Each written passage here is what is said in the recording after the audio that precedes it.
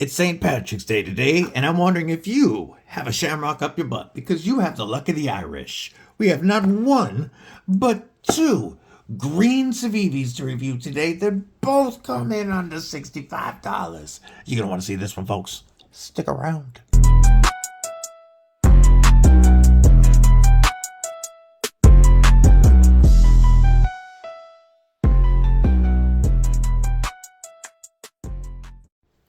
What's up, Kripple Krew? EDC with DBD, disabled but deadly, and you heard correct. We have two Civivis to review today that both come in under $65, and I have yet to show either of them on this channel. Before we get into that, folks, stab that like button like you mean it.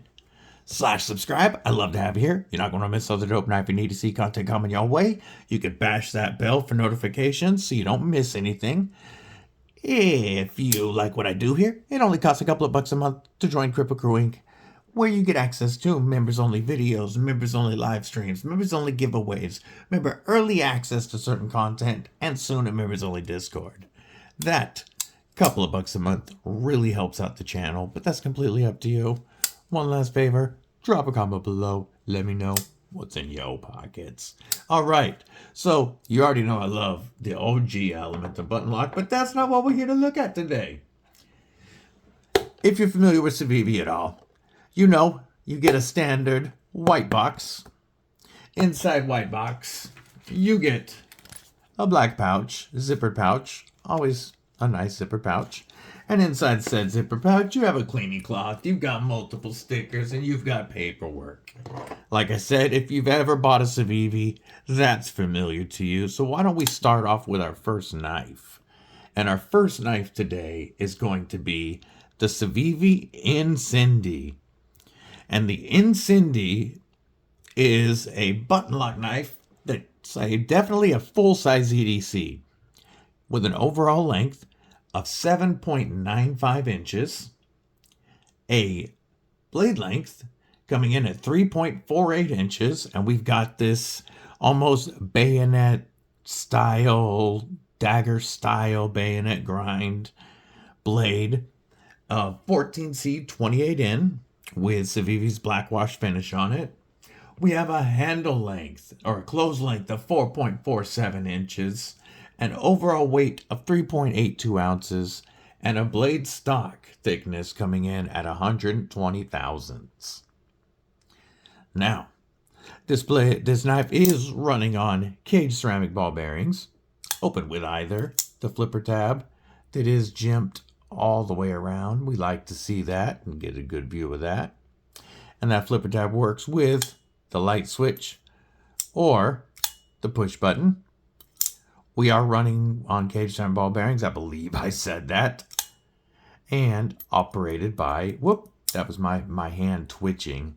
I apologize. We are operated with the button lock. You can also open it with that button lock. The blade, 14C 28N. That is a great budget steel that provides very good toughness. Nice for something with such a pokey and thin tip. It also is very corrosion resistant, and it holds an edge for a decent amount of time, but it takes a very good edge, and it comes back to life with a strop pretty well in between sharpenings.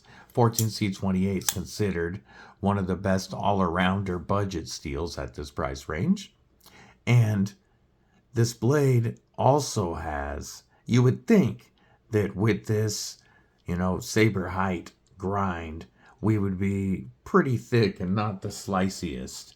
But Civivi put a wicked hollow grind on that 14C28N, and it slices like a dream.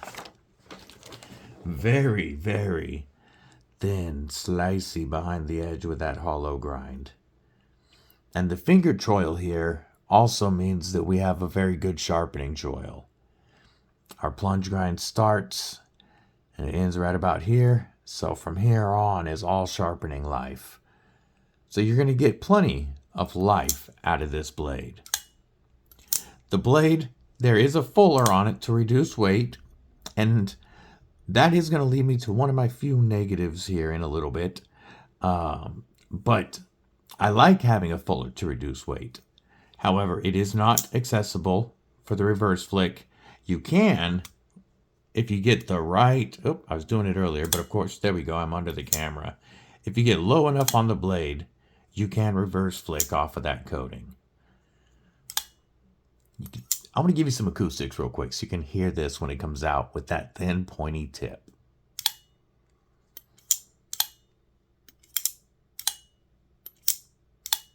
I love that ring. And that ring is being brought to us on this knife by geometry, not by a pocket clip ringing on something. Got that thin, pokey tip out there. Our handles are milled G10 that provides amazing traction. Look at the different milling patterns on this.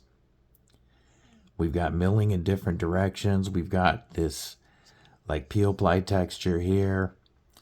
A few speed holes in the middle just for looks. And those are over very, very well skeletonized steel liners. So it's going to be a very, very strong handle. And it's a very nice, comfortable, ergonomic handle. If y'all familiar, I wear an extra large size glove. And behind this pivot, I can easily get a full hammer fist and still have some room back here. If I want to go to a saber grip back here, I am pretty well locked in with this jimping and this little thumb ramp, and then the jimping on the back of the flipper. I am very locked in here for some thrusting type, puncturing type stuff. However, if I was going to do any like long-term slicing, this finger choil really allows you to get some nice control and strength into those. And this would be, with that hollow grind, a cardboard destroyer all day long. That tip is about center line with our pivot, so it is easy enough to get down in a pinch or utilities type grip. It is comfortable enough to turn around and cut straps if you had to do any type of cutting towards you, something like that. A beef jerky. Now, and this is what the blade shape kind of lends itself to. It's definitely a tactical blade shape. In a beef jerky Avenger grip, I'm easily capped off. And with this flipper tab and the milling on the G10, I have zero concerns about sliding on any beef jerky juice. And in a beef jerky Defender grip, again I'm capped off. Again I've got that texture, but now I've got the pocket clip locked in, and this knife is going nowhere. Now, let's do a quick hardware check before I get into dogging anything on the knife. We are T8s on both of the show side screws. Oh, I did not mention, we have a tip up, as the gods intended, deep carry, and reversible pocket clip that is inset with flat screws. So you do have a lot of room here, and this does go in and out of the pocket very well. Our pocket clips, our pocket screws themselves are T6s. Everything else, including the pivot, is a T8. I guess I could have done it that way so it didn't look upside down to y'all. Is a T8. I don't mind the pocket clip screws being T6s as much. Of course, I'd love to see everything a T8, but we're kind of used to that in the pocket clips. So I'm not going to harp on that. But I do have a couple of negatives about this knife, and it leads me to tell you that this is a very cool, light to medium duty EDC knife. But this is not what I would consider a tactical or beef jerky defense knife for two reasons, and one is less important. With as much weight relief as there is in this blade, it does throw the balance off quite a bit with the steel handles. And it is a fair bit butt heavy with the balance point way back here. And when it's harder for me to do under the screen, I'm not NitroV Knives, and I don't have have as much room right now. But it is noticeable that it's butt heavy when you are, moving this knife around. It throws the balance off a little bit. That's not as big of a problem because, you can overcome that easily. However, what we are looking at is a stock plunge lock. Now, if we were going to name one company that does these the best, that's probably Civivi. They have been doing fantastic button locks for quite a while now. The action, push the button down, it goes back. It comes out every time. The perfect amount of spring tension acting as the detent on this blade. So it's not going to open up on you in the pocket. It does sink in very nicely, giving you plenty of detent to whip that blade out every time, and then it goes away every time. The button is even done really well. It is inset and flush with the scales, so there's no way to accidentally squeeze it and close the knife. The button lock is done very well, as you would expect from Civivi. However, a plunge lock is definitely not one of the toughest locks on the market, and for a tactical scenario, it's not the type of lock that you're going to gravitate to. Now, I always say you use what you have on you in a beef jerky defense scenario, but this is not the knife you would choose for that. No matter how tactical it looks, this fits more as a light to medium duty, full-size EDC knife. And in that role, it serves very well. I think this is a very nice knife for under $65. And if you like the styling and you want to add some flair to your EDC, the Incendi is not a bad option. Now, I saved the knife that I liked better for the second knife. And we are going to be looking at the Civivi Sendy. So, the first one was the Incendi, Incendie. This is the Sendy, Sendy. And yes, as you can tell from the What Is Up Guys logo, this is a Ben Peterson design. Ben Peterson, designer of the Banter and Baby Banters, as well as the owner and designer for NAFs. The Sendy is a multi-tool coming in with an overall length of 6.52 inches with a blade length of 2.83 inches with German NitroV steel, and in this case a Spey Point blade. There's also options with a drop point. And we have a close length of 3.68 inches, an overall weight of only 2.61 ounces, and a very slicey 90 thousandths blade stock thickness with a full flat grind and a beautiful satin finish. This version is the green milled G10 with the beautiful brick red liners and backspacer, giving you a hidden lanyard spot. That's the best way to do a lanyard. The different color of the G10 and the liners looks great to me. And then we do have steel liners underneath our scales and a liner lock for our action. We are rocking a very deep carry, tip up as the gods intended, reversible and inset with flat screws, just like our last knife, pocket clip that is done very well. And this does go in and out of the pocket. Awesome. One more time, we're looking at T8s, everywhere except our pocket screw. running on caged ceramic ball bearings. Man, as you can see, it's perfectly centered. With the most minimal flipper tab I have ever seen.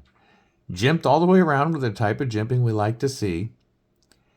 And it looks like it's almost useless until you use it and realize that when you push down on this, that blade flies out every single time. Detent tuned to perfection, and this little flipper tab generates so much leverage. Look how high this is above your pivot. So much leverage with just the barest flick. You know, it's not much of a push button, but that light switch, you just barely hook that jimping and that blade's gonna fly out.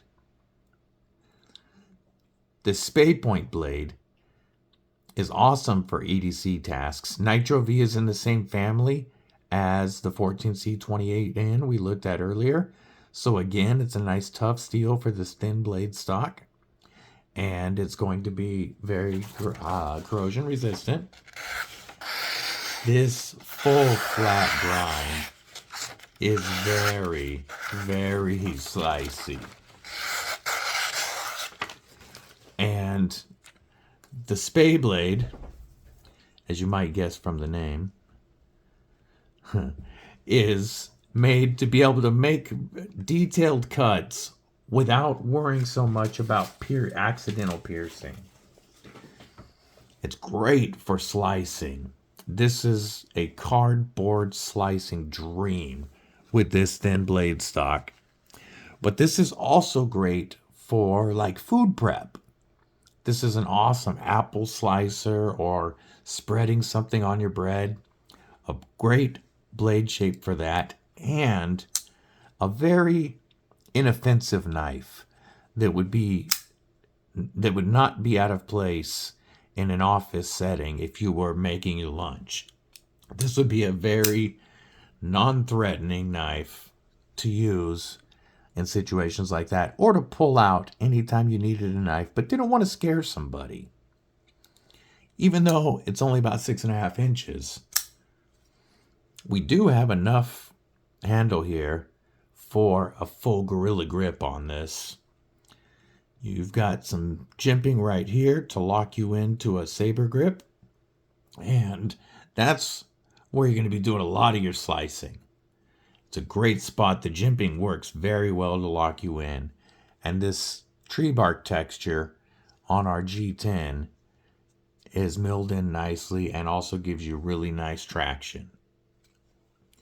The handle flares out a bit as it goes down, going from thinner to wider, so it fills your hand very well. It's also neutral if you needed to turn it around and cut some straps.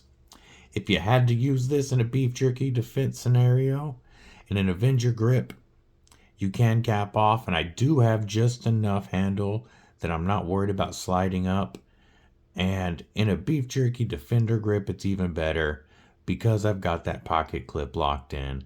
I don't feel like I'm sliding at all if I hit some beef jerky juice.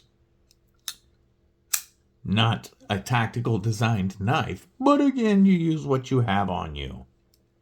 Let's do some quick size comparisons, and I didn't do that with the Incendi. I'm going to move the Civivi cleaning cloth out of the way now. Let's compare the Incendi to the Sendy. Boy, that's fun to keep repeating. And as you can see, the Sendy itself quite a bit longer. Let's move that down and put some stuff in between them. Let's go with a couple Bin Banters designs. There's the Baby Banter Fixie. The OG Baby Banter with a set of unlocked composites carbon fiber scales. A couple more Civivis. Civivi Thug 2, one of my favorites. Coming in just a little shorter than the Sendy. Tumo. Gosh darn it.